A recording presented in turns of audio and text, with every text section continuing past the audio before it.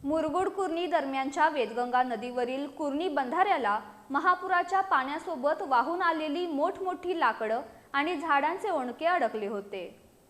महापुराचं पाणी ओसरल्यानंतर ही लाकडे बंधाऱ्याच्या संरचनेला धोका पोहोचवू शकतात हे लक्षात घेऊन मुरगुडच्या तरुणांनी स्वतः पुढाकार घेत ही लाकडं काढण्याची मोहीम हाती घेतली।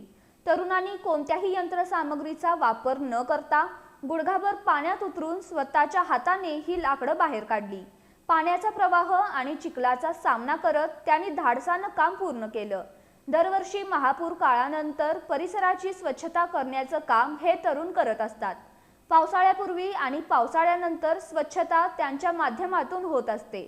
त्यांच्या या सामाजिक बांधिलकीच्या कार्यामुळे परिसरात त्यांचं कौतुक होत असून त्यांनी समाजासमोर एक नवीन आदर्श निर्माण केलाय। या मोहिमेत सामाजिक कार्यकर्ता सर्जेराव भाट, रघुनाथ बोडके, कृष्णात डोने, ओंकार पोद्दार यांनी सक्रिय सहभाग घेतला।